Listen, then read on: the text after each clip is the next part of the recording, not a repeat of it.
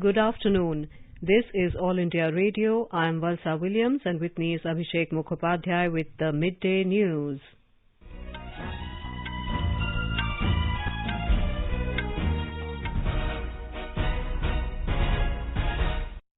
The headlines. Prime Minister Narendra Modi addresses Sydney Dialogue, lists 5 digital transitions shaping India, including public information infrastructure, use of digital technology for governance and delivery of benefits.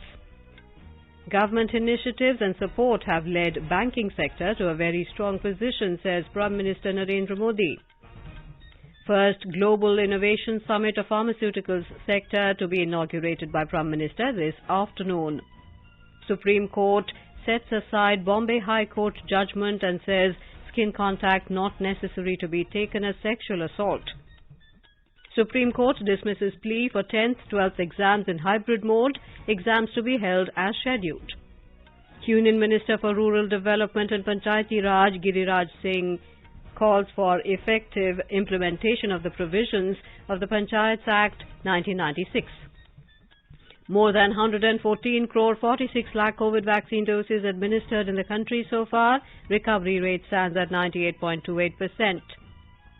And in cricket, second T20 match to be played between India and New Zealand in Ranchi tomorrow.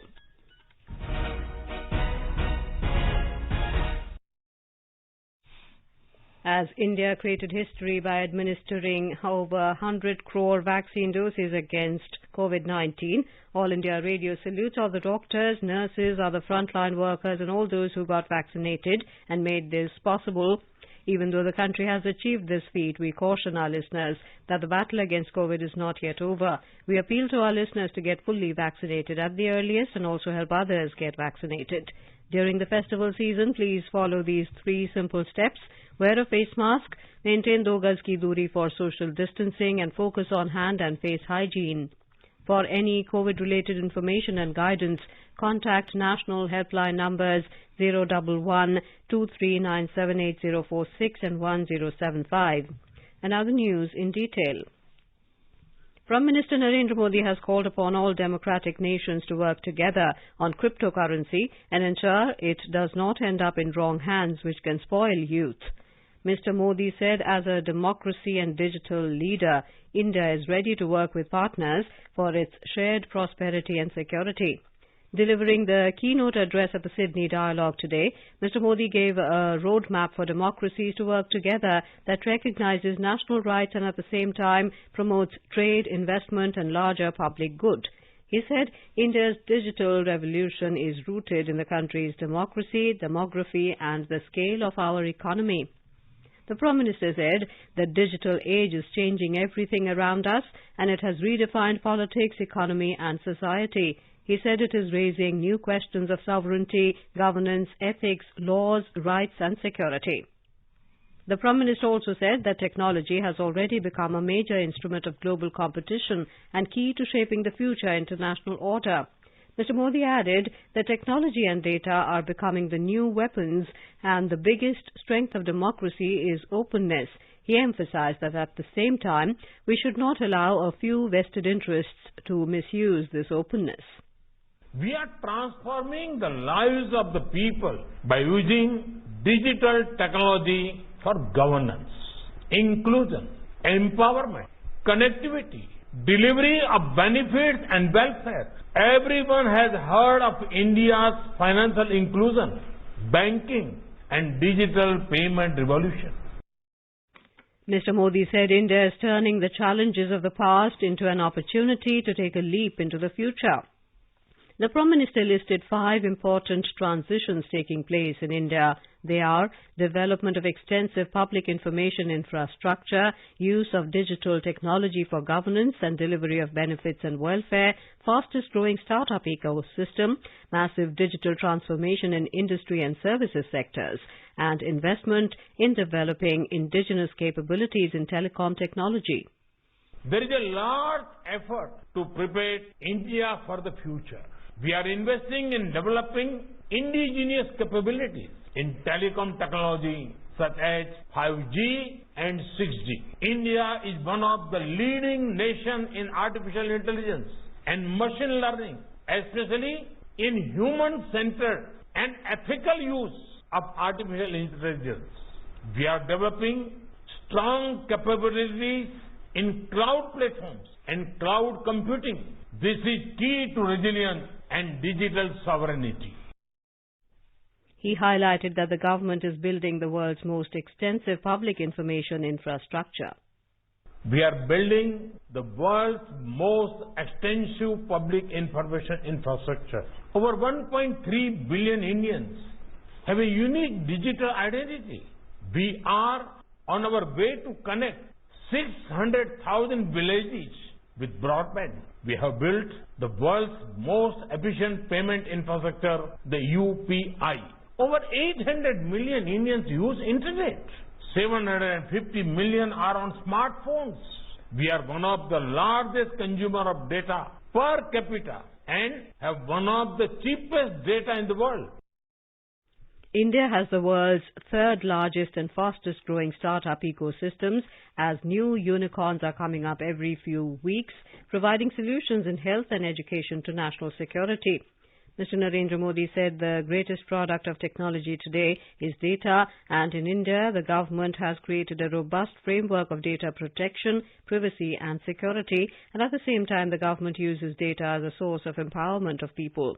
He mentioned that India has offered CoWIN platform to the entire world free and made it open source software. He said India's extensive experience with use of technology and policy for public good, inclusive development and social empowerment can be of great help to the developing world. The Sydney Dialogue is being held from the 17th to the 19th of this month. It is an initiative of the Australian Strategic Policy Institute. Prime Minister Narendra Modi has said that the reforms brought in by the government in the banking sector and support to the sector in every way in the last 6 to 7 years have led to the country's banking sector being in a very strong position today. साथियों, सरकार ने बीते 6-7 वर्षों में banking sector में जो reforms किए, banking sector का हर तरह से सपोर्ट किया, उस वजह से आज देश का बैंकिंग सेक्टर बहुत ही मजबूत स्थिति में है। 2014 के पहले की जितनी भी चुनौतियां थी, उनके समाधान के रास्ते तलाशे। हमने एनपीएस की समस्या को एड्रेस किया, बैंकों को रिकैपिटलाइज किया, हम आईबीसी जैसे रिफॉर्म्स लाए, अनेक कानूनों में सुधार किए, डेट रिकवरी ट्रिब्यूनल को सशक्त किया। कोरोना काल में देश में एक dedicated stress asset management vertical का गठन भी किया गया। इन्हीं फैसलों से आज बैंकों की रिजोल्यूशन और रिकवरी बेहतर हो रही है। He said banks' financial health is in a much better position now. Speaking at a conference of creating synergies for seamless credit flow and economic growth in New Delhi today, Mr. Modi said there comes a time in the development journey of any nation when it takes a new resolve for a new leap. The Prime Minister said then the strength of the entire nation comes together for the fulfillment of those resolves. He said now the ground is solid for a leap and the target is set. He said banks are playing a key role in the nation's development. जितने भी reforms किए गए हैं, इससे आज बैंकों के पास एक विशाल और मजबूत कैपिटल बेस बना है। आज बैंकों के पास अच्छी खासी लिक्विडिटी है, एनपीएस की प्रोविजनिंग का बैकलॉग नहीं है। पब्लिक सेक्टर बैंकों के एनपीए आज 5 सालों में सबसे कम है ही। कोरोना काल के बावजूद इस फाइनेंशियल ईयर के पहले हाफ में हमारे बैंकों की मजबूती ने सबका ध्यान खींचा है। Mr. Modi asserted that banks have sufficient liquidity and highlighted how opening up of Jan Dhan accounts aided inclusion. He said the present government recovered 5 lakh crore rupees after 2014. He said the government fought every challenges that existed before 2014. Earlier, RBI Governor Shaktikanta Das said banks should now focus on sunrise sector, new sectors and MSMEs. He said there is a need of optimal balance between mechanism, job creation and higher productivity. The Supreme Court has dismissed a plea by 6 students seeking directions to conduct term exams for Class 10 and Class 12 for the Central Board of Secondary Education and Indian Certificate of Secondary Education Board via hybrid mode instead of physical examinations. A bench of Justices A.M. Khanwilkar and C.T. Ravikumar noted that exams have already commenced and there will be practical difficulties if the court interferes at this stage. The bench said it is too late now and exams cannot be rescheduled. The bench further said that don't mess up with the education system. Let the authorities continue their work. The court also did not take it kindly that the petitioner moved the court at the 11th hour. First semester exams for the class 10th being conducted from 16th and class 12th exams for current academic year are scheduled from the 22nd of this month and would be in compulsory physical mode. The Supreme Court today set aside a controversial Bombay High Court judgment which had held that the skin-to-skin contact was necessary to be taken as sexual assault under Section 7 of the Protection of Children from Sexual Offences POCSO Act. A bench of Justices U. Lalit, S. Ravindra Bhatt and Bela Trivedi held that the ingredient of the offence of sexual assault under POCSO is sexual intent and skin-to-skin contact in such incidents is not relevant. The bench underscored that the law has to be given an interpretation that gives effect to the intention of legislature instead of defeating it. The top court had reserved its judgment in the matter on the 30th of September. In its judgment today, the court said when the legislature has expressed clear intention with regard to a law, courts cannot create ambiguity with respect to it. The Supreme Court has allowed the central government to disinvest its remaining shares in Hindustan Zinc Limited. The bench of Justice D.Y. Chandrachud and A.S. Bopanna held that the centre can disinvest the remaining 29.5% of its shares in Hindustan Zinc since it is not a government company anymore. In 2016, the Supreme Court had directed the central government to maintain status quo on the proposed disinvestment of the public sector undertaking, Hindustan Zinc Limited. The government was thus restricted from initiating any process of further disinvestment of its shares in the PSU. You are listening to the Midday News on All India Radio. A reminder of the headlines before we move on. Prime Minister Narendra Modi addresses Sydney Dialogue, lists 5 digital transitions shaping India, including public information, infrastructure, use of digital technology for governance and delivery of benefits. Government initiatives and support have led banking sector to a very strong position, says Prime Minister Narendra Modi. First Global Innovation Summit of Pharmaceutical Sector to be inaugurated by Prime Minister this afternoon. Supreme Court sets aside Bombay High Court judgment and says skin contact not necessary to be taken as sexual assault. Supreme Court dismisses plea for 10th, 12th exams in hybrid mode, exams to be held as scheduled. Union Minister for Rural Development and Panchayati Raj Giriraj Singh calls for effective implementation of the provisions of the Panchayats Act 1996. More than 114 crore 46 lakh COVID vaccine doses administered in the country so far. Recovery rate stands at 98.28%. And in cricket, second T20 match to be played between India and New Zealand in Ranchi tomorrow. For quick news updates around the clock, follow us on our Twitter handle @AIR News Alerts.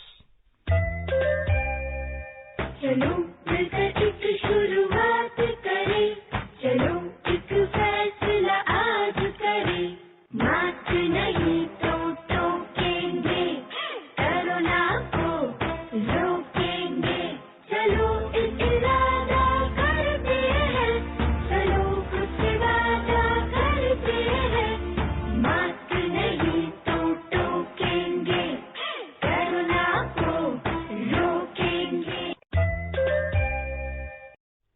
Welcome back to the Midday News. Prime Minister Narendra Modi will inaugurate the first Global Innovation Summit of the pharmaceutical sector at 4 p.m. today through video conferencing. Chemicals and Fertilizers Minister Dr. Mansukh Mandavia will also be present on the occasion. More from our correspondent. This is a distinctive initiative that aims to bring together key Indian and international stakeholders from the government, industry, academia, investors and researchers to discuss and strategize priorities to foster a thriving innovation ecosystem in the pharmaceuticals industry in India. It will also highlight the opportunities in the Indian pharma industry that has huge growth potential. The two-day summit will have 12 sessions and over 40 national and international speakers deliberating on a range of subjects including the regulatory environment, funding for innovation, industry-academia collaboration and innovation infrastructure.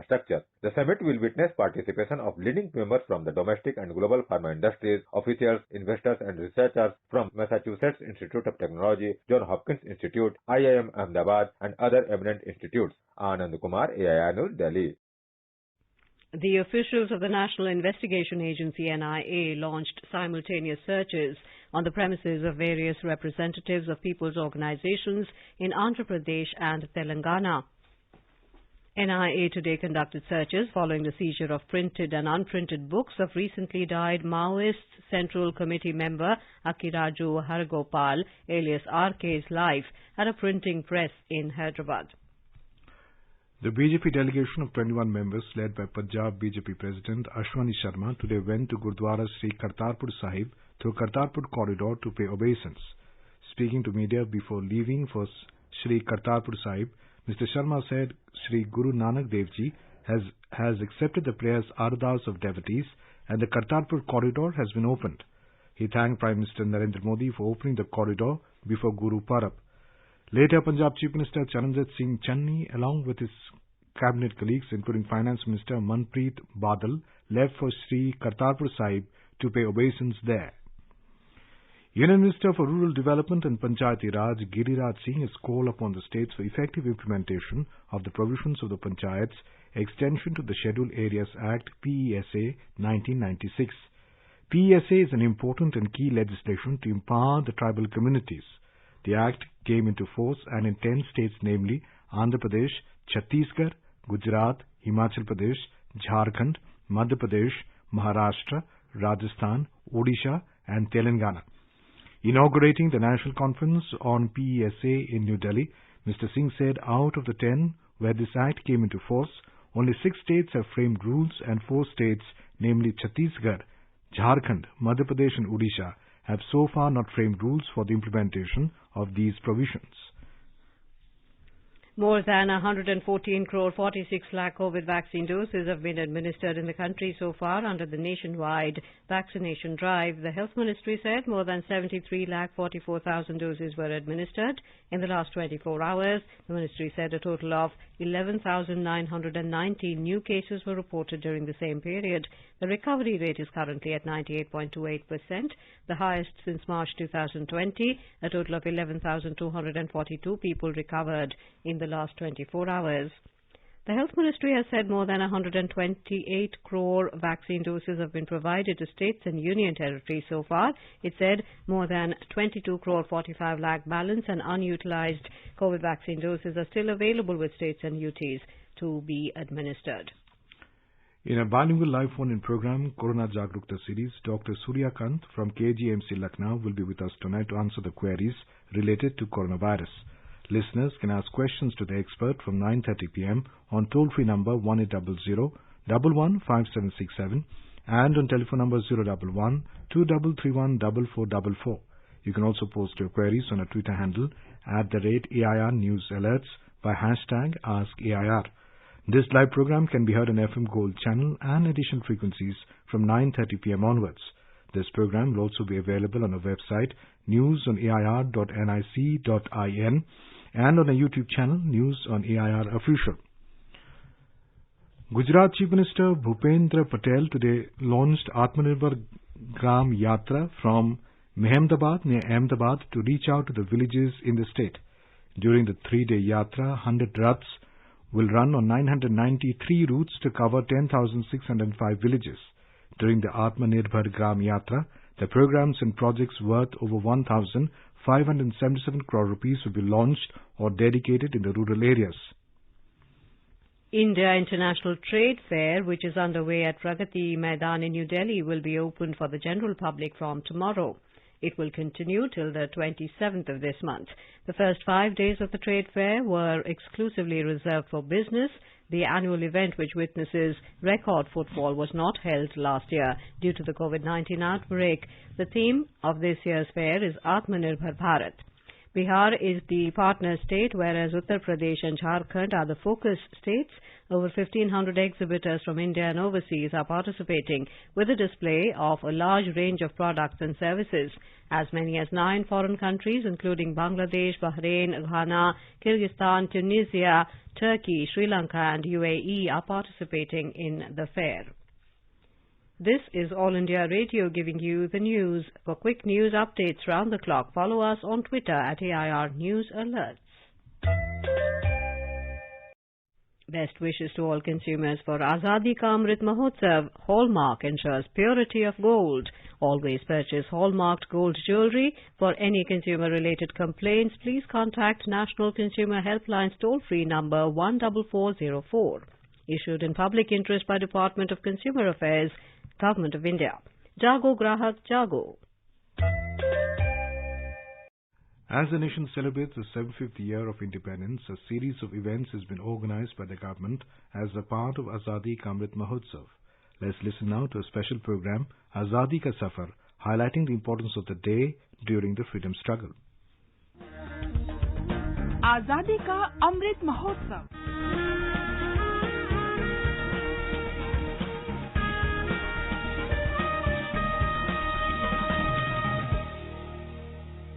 Azadi Ka Safar with AIR News.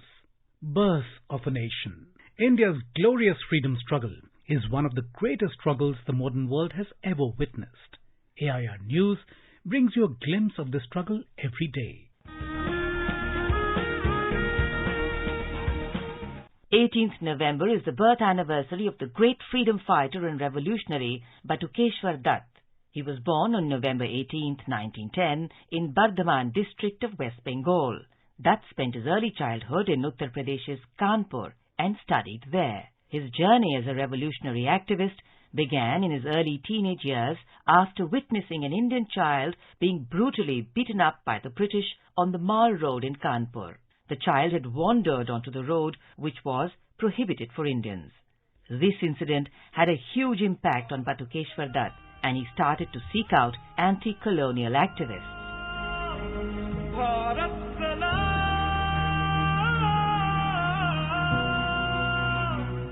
Through Suresh Chandra Bhattacharya, who was an editor at Pratap, Dutt came in contact with revolutionaries like Sachindranath Sanyal, who was co-founder of the Hindustan Republican Association. Both Batukeshwar Dutt and Bhagat Singh joined the revolutionary party around the same time. The friendship between them grew as they spent time in Kanpur. When Kanpur was flooded in 1924, they volunteered to help victims. Dutt also helped Bhagat Singh learn Bengali and introduced him to the poetry of Qazi Nazrul Islam, which he would often sing. On 8th April 1929, Batukeshwar Dutt and Bhagat Singh fearlessly chanted Inqilab Zindabad and Samrajyavad Ka Nash Ho as they were getting arrested for storming the Central Legislative Assembly with smoke bombs, registering their protest against the trade disputes and public safety bill.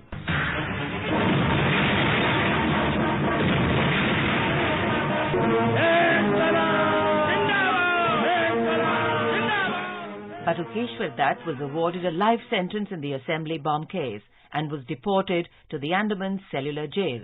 Here, he participated in 2 hunger strikes for the rights of political prisoners and against their inhuman torture. Later, he was transferred from Andaman Cellular Jail to Hazaribagh Jail in 1937.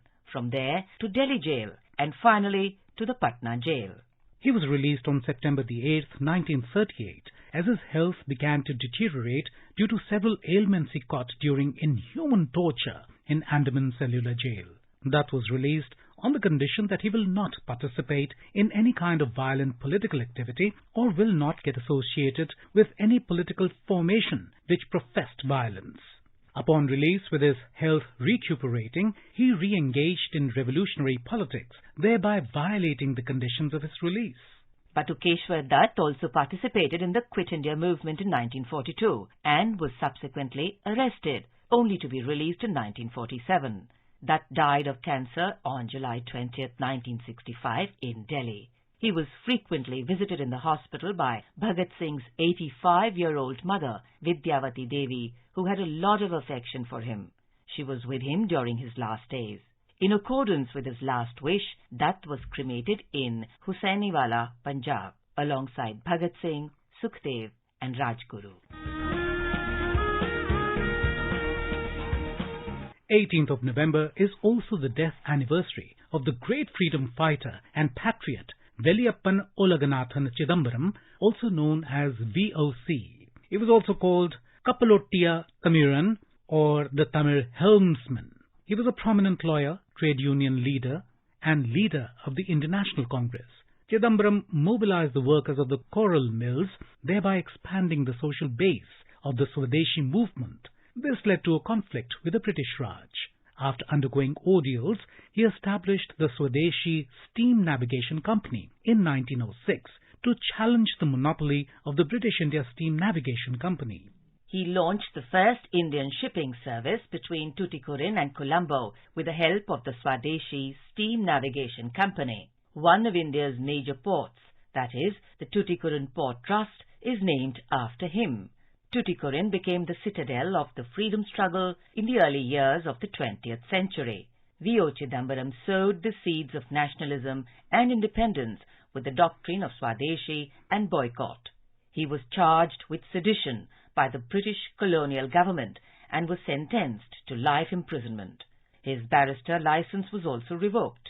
VOC died on 18th November 1936 in the Indian National Congress office at Tuticorin. That brings us to the end of this episode of Azadi Ka Safar with AIR News. See you in the next episode tomorrow.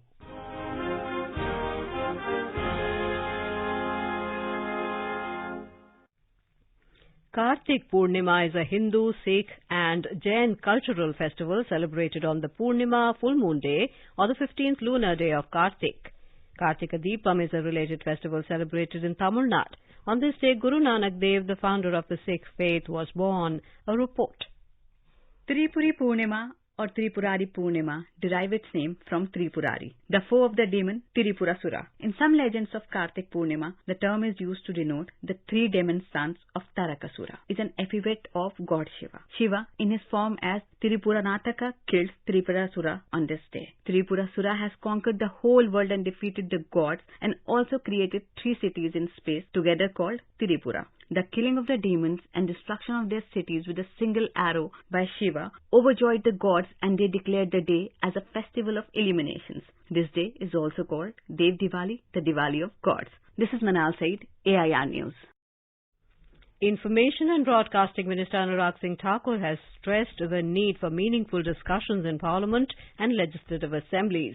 He was addressing the concluding session of the convention organised under the centenary year celebrations of All India presiding officers in the Vidhan Sabha complex in Shimla today. On the second and concluding day of the conference, 11 resolutions were passed by voice vote. It was decided that 2 conferences will be organised in a year. In cricket, the second T20 will be played at the JSCA Cricket Stadium in Ranchi tomorrow. India registered a 5-wicket victory over New Zealand in the first T20 of the 3-match series at the Savai Mansingh Stadium in Jaipur last night.